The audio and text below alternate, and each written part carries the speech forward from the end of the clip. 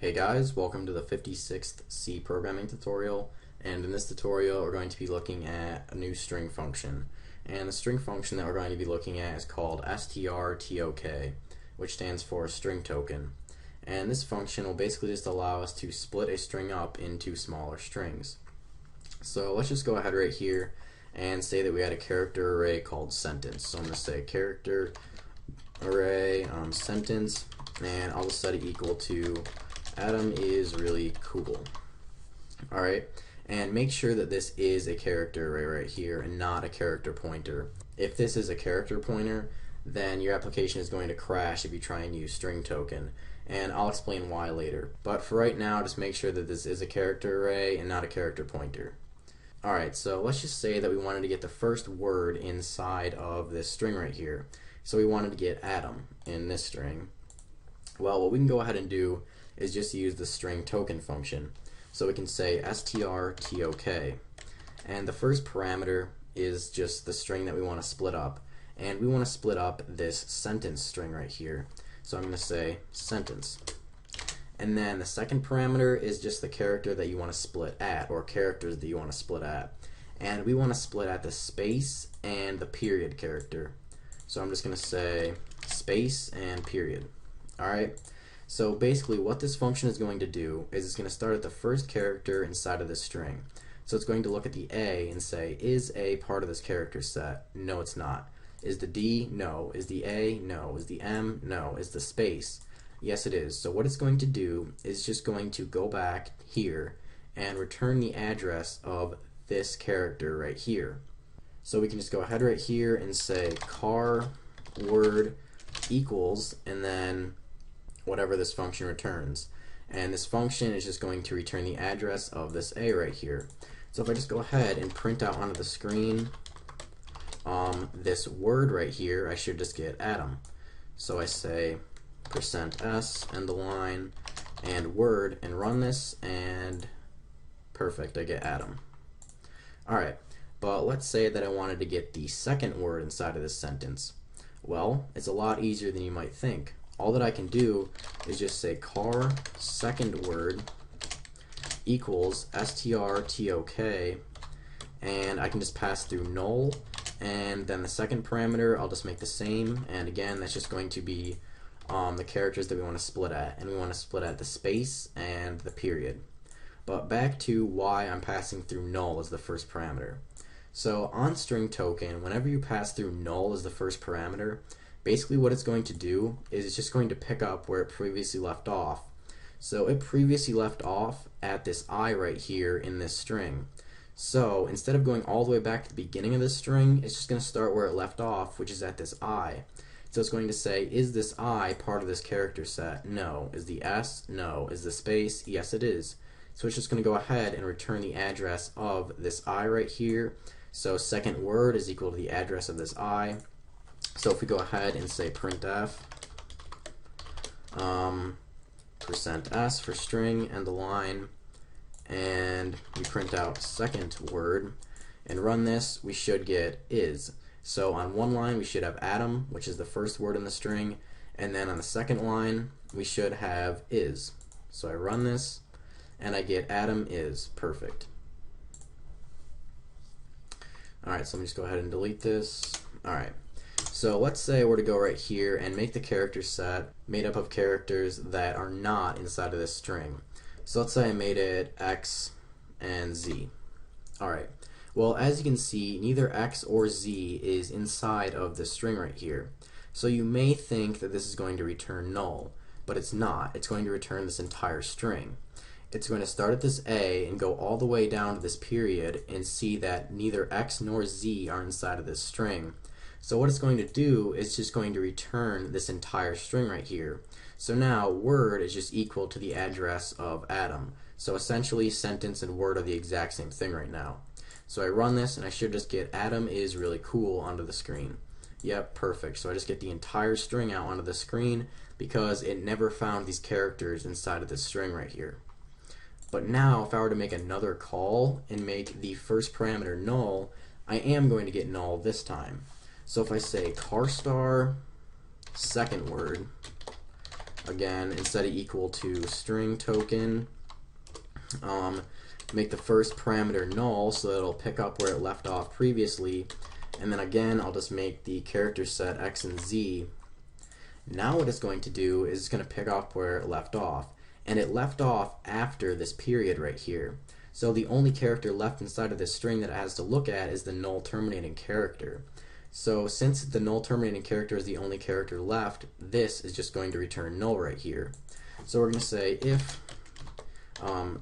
second word is null, then we just want to go ahead and print out onto the screen a smiley face. So we'll just say smiley face and end the line.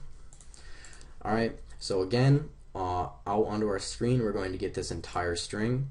Since it didn't find x or z inside of this string right here, so just return the entire string. And then the second time that we call this, it's going to return null because it previously left off at the null terminating character inside of this string, so it has no more characters to return, so it just returns null. Alright, so I run this and I should get the entire string followed by a smiley face. Perfect. Alright. Now let's say that I wanted to print out onto the screen all of the words inside of this string. Well, it's pretty easy. I can just go ahead and loop through it. So first, let me just go ahead and change this back to space and period so that we're actually splitting in between words right here. And then I want my loop to run while word doesn't equal null. So as long as this function is returning characters, so as long as this function has found another word in the string, we want it to keep looping. And then we want it to just simply print out the word that it found. So we're going to say printf %s, end the line, and then we just want to go ahead and print out word. Alright, and then we just want to go ahead and after we print out the word that it found, we want it to go ahead and find the next word inside of the string. So we're going to say word equals string token, and then we want it to pick up where it previously left off, so we're just going to pass through null as the first parameter, and then the second parameter is of course just going to be our character set. Alright, so basically what this is going to do right here is it's just going to start at the beginning of the string. Is A part of the character set? No. Is D? No. Is A? No. Is M? No.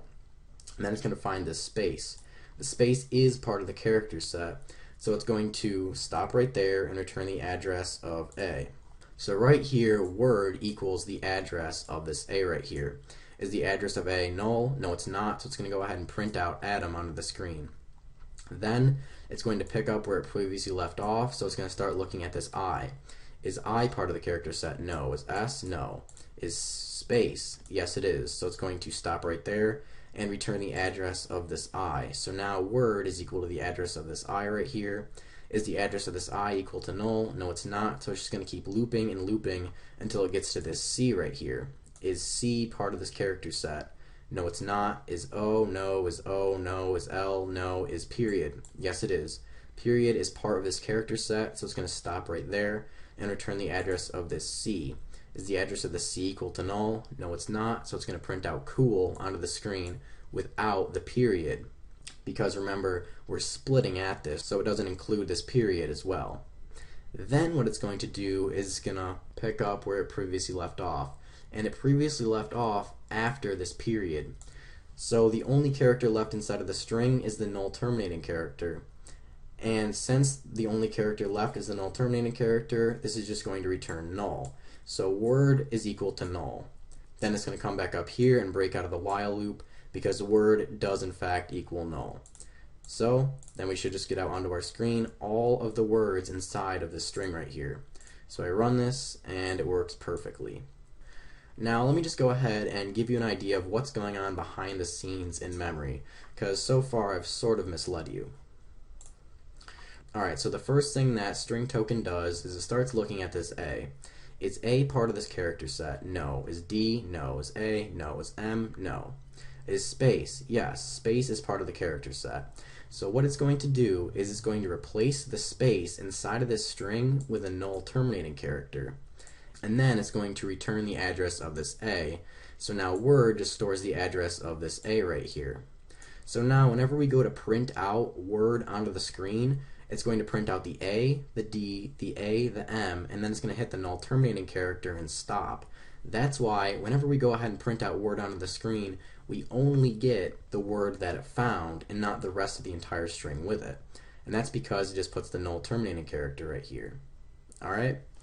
And then the next time that we call it, we pass through null as the first parameter, so it just picks up where it previously left off, which is at this I right here.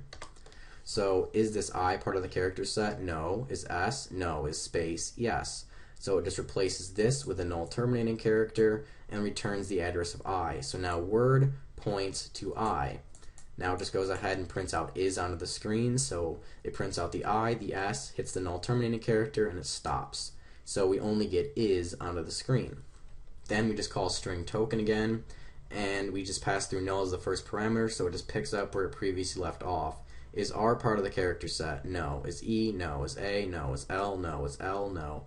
Is Y? No. Is space? Yes, it is. So it just goes ahead and replaces this space with a null terminating character and then returns the address of R. So now word just points to R right here.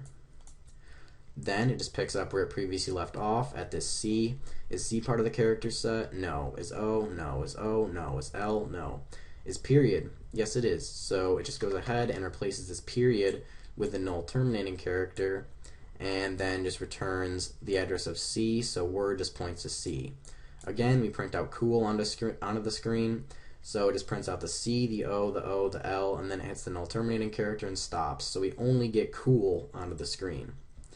Then finally, the last time that we call string token, it picks up where it previously left off, which is at this null terminating character right here. And it reads this character and sees that this character is the null terminating character, which means that it's the end of the string. So the string token function just returns null. So now word is just equal to null. And then it just goes back up to do our while loop and breaks out of it. So if I were to go back into my program right here, and after this is all said and done, print out sentence, all that I'm going to get onto my screen is Adam, because it replaced this space with a null terminating character. So it's going to read this A, the D, the A, and the M, and then it's going to hit the null terminating character, which was previously a space, and it's just going to stop. So we're only going to get Adam out onto the screen. So I'm just going to go ahead and comment this out, and then go ahead and print out onto my screen sentence. So I'm going to say %s, since it's a string, and the line, I'm just going to print out sentence onto the screen. Alright, so again, when I run this, all I'm going to get is Adam because there's a null terminating character after the M thanks to string token. So I run this and I get Adam. Perfect. Alright, and you're probably wondering why we had to use a character array instead of a character pointer. Well, whenever we create a string as a character array, it's read and writable memory. So we have permission to read and write to this string. So we can read memory from this location or overwrite characters with something else. However, if we were to declare it as a character pointer, like this, then we only have read access to this string right here, which is a huge problem because string token needs to be able to overwrite characters inside of our string.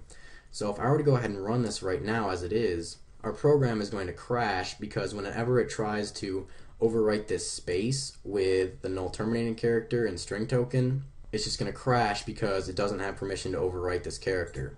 So I run this and it crashes, and again that's because I made this a character pointer instead of a character array, which made this read only, and we need to be able to write to it because of string token, so therefore our application crashed. Alright, so that's pretty much it for this tutorial, so see you guys.